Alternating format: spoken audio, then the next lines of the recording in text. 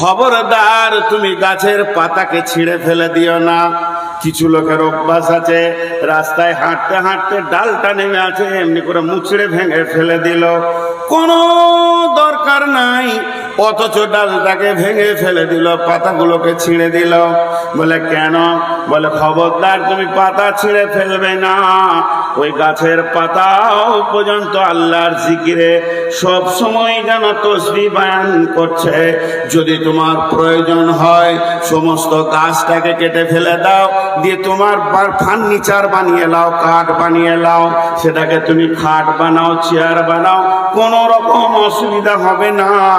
আর বিনা কারণে যদি তুমি একটা গাছের পাতা ছিঁড়ো, এর জন্য কিয়ামতের মাঠে তোমাকে জবাব দিতে হবে।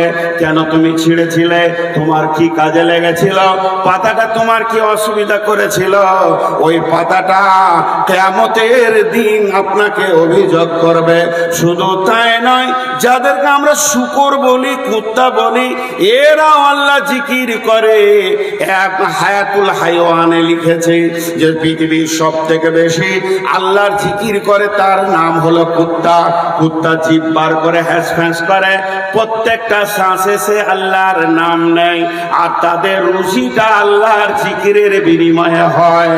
তার কারণ শুনেলেন, আপনাকে কাটিয়ারে খেতে গেলে টাকার বিনিময়ে খেতে হবে হোটেলে।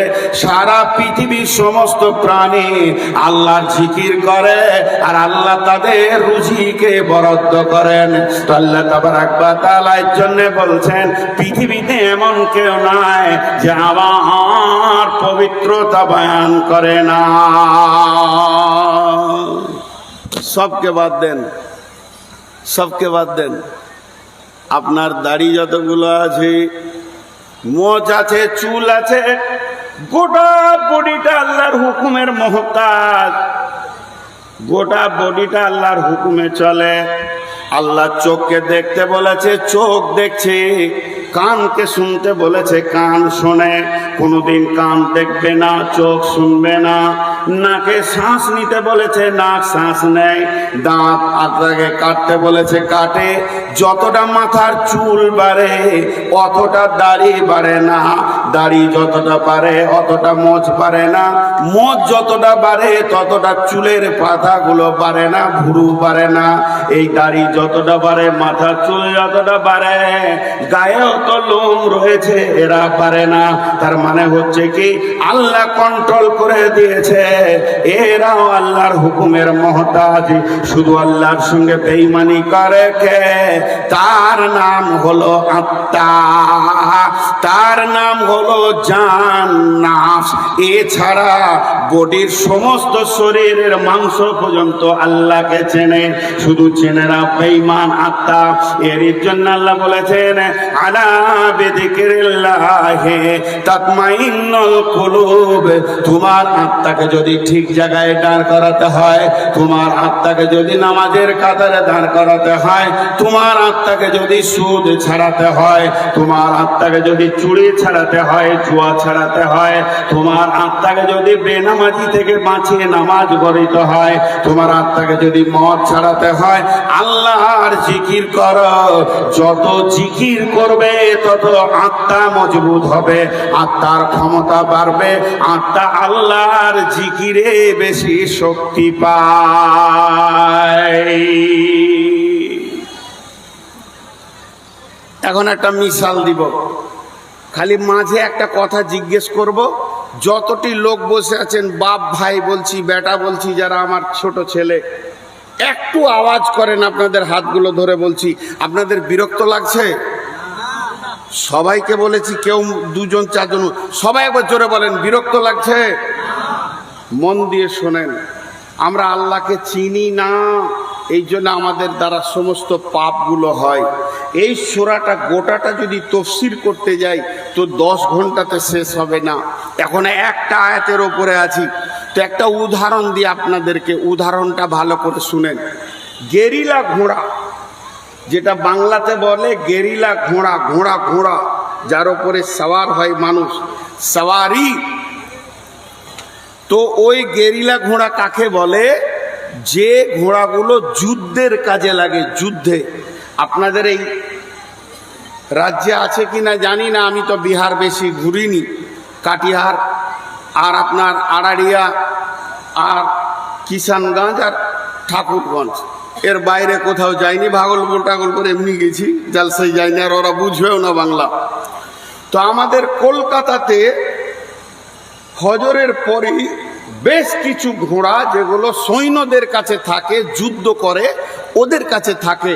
তো ইডেন গার্ডেন যে ময়দানটা আছে, বিরাট ময়দান, ওখানে সৈন্যরা সকালবেলায় 1-1.5 ঘন্টা ঘোড়া দিলে দৌড়বে, ঘুরবে। এটাকে বলে গেরিলা ঘোড়া। ঘোড়া অনেক উঁচু, সেই রকম মজবুত ঘোড়া। ওই ঘোড়াতে তৌহিদ সালাফির মতো একটা লোক, বুঝতে পারছেন বডিটা কত মজবুত, খালি হাড্ডিটি আছে আর কিছু নেই। এইরকম একটা পাতলা সাতলা লোককে চাপিয়ে দেওয়া হয়েছে, তাও আবার সালাফি সাহেব হসপিটালে 18 মাস শুয়েছিল। তার মানে কি, ওর শরীরের কোনো ক্ষমতা নাই, লাগামটাও ধরতে পারছে না।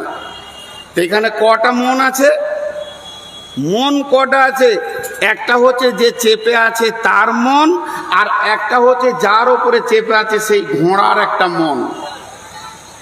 ঘোড়ার একটা নিশা আছে। নিশা কি নিশা? পুকুরে একটা দল হয় যেটাকে শোল বলে বাংলাতে, ওই শোল দলটা যদি দেখে লাই তো পাগলা হয়ে যায়, ওটাকে খেতে হবে। এটা ঘোড়ার অভ্যাস। এবার বলেন, এইরকম পাতলা সাতলা লোক 18 মাস হসপিটালে ছিল, খালি হাড় কটা আছে, সোজা করে হাঁটতে পারে না। আর ওই রকম মজবুত ঘোড়ার উপরে যদি চাপিয়ে দেওয়া হয় তো সাওয়ারির মতে ঘোড়া যাবে, মানে সাওয়ারের মন মতেই ঘোড়া যাবে না ঘোড়ার মন মতো সাওয়ারি যাবে? সাওয়ার যাবে। প্যাসেঞ্জারটা মন মতো ঘোড়া চলবে না ঘোড়ার মন মতো প্যাসেঞ্জারকে যেতে হবে? ঘোড়ার মন মতো প্যাসেঞ্জার যাবে, কারণ ঘোড়া মজবুত। এটাকে পাল্টিয়ে দেন, এটাকে পাল্টিয়ে দেন 1 মিনিট। ঘোড়াটা পাতলা দুবলা, আর যে চড়েছে সে আবার মিলিটারি মেজর, ওর পেটে এরকম করে মারছে, বুটের হুঁকাটাও লাফিয়ে ধরছে। তাহলে যে সাওয়ারি ও যদি মজবুত হয়, সাওয়ারিটা যদি দুর্বল হয়, আর প্যাসেঞ্জারটা যদি মজবুত হয়, তো ঘোড়াকে সামনে যেতে হবে। 5 সেকেন্ডে বলে দিচ্ছি, ঘোড়াটা যদি মজবুত হয়, প্যাসেঞ্জারটা যদি দুর্বল হয়, ঘোড়ার মতে প্যাসেঞ্জারকে যেতে হবে। প্যাসেঞ্জারটা যদি মজবুত হয়, ঘোড়াটা যদি দুর্বল হয়, তো প্যাসেঞ্জারের মতে ঘোড়া যাবে। এখানে দুটো জিনিস আছে। দেহটা হলো ঘোড়া, আত্মা হলো তার প্যাসেঞ্জার। দেহ হলো ঘোড়া, আমার বডিটা হলো ঘোড়া, আর আত্মা এখানে সাওয়ার হয়ে আছে, এ হলো প্যাসেঞ্জার। দেহ সকালে চা খায়, রুটি খায়, পুরি খায়, ডাল ভাজা খায়, মাংস খায়, মাছ খায়, খাসি খায়, বিরিয়ানি খায়, মুরগা খায়, মাছ খায়। সারা দিন যেন দেহর ওপরে আপনার আমার চর্চা লেগে আছে। তখনই কোল্ড ড্রিঙ্কস, তখনই কফি, তখনই চা, যা মন চাইছে খেতে খেতে খেতে খেতে দেহটা হয়ে গেছে মজবুত। আত্মাকে কোনোদিন খাবার আমরা দিইনি। আত্মাটা ওই 2 বার খাবার খায়, একবার ফজরের পর আর একবার আসরের পর। বিশ্ব নবী সুন্নত নামাজ রাখেননি, ওই 2 টাইমে বসে বসে আল্লাহর জিকির করতে হবে। সুবহানাল্লাহ, আলহামদুলিল্লাহ, আস্তাগফিরুল্লাহ, লা ইলাহা ইল্লা আনতা সুবহানাকা ইন্নী কুনতু মিনাজ জালিমিন। লা আল্লাহুম্মা ইন্নী যালামতু নাফসি যুলমান কাসীরা ওয়া লা ইয়াগফিরুদ যুনুবা ইল্লা আনতা ফাগফির লি মাগফিরাতান মিন ইনদিকা ওয়ারহামনি ইন্নাকা আনতাল গাফুরুর রহিম। তার মানে আমার আত্মা খেতে পায়নি, আমার আত্মার কাছে থালা যায়নি, আমার আত্মার কাছে পাতা যায়নি, আমার আত্মার কাছে প্লেট যায়নি।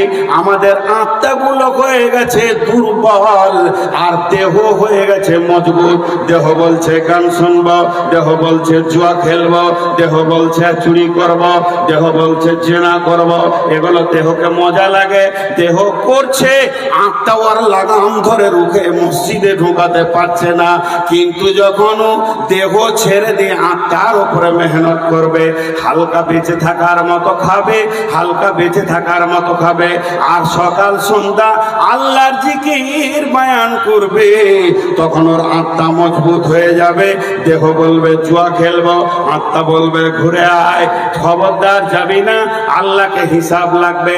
এক বোতল মদ খায়, খবরদার না মদে হাত দিবি না। আজান হয়ে গেল, মসজিদে ঢোক, তার মানে হচ্ছে আমাদের জবান থেকে তসবিহ চলে গেছে, ইস্তেগফার চলে গেছে, দরুদ শরীফ চলে গেছে, আপনার আমাদের মধ্যে মাসুরা চলে গেছে। এমনকি নামাজেও ধ্যান বসে না, নামাজটাও আমাদের নকল হয়ে গেছে, তেলাওয়াত তো আমাদের ভিতরে নাই। আজ থেকে 20 বছর আগে, 50 বছর আগে যদি বাড়ির কুল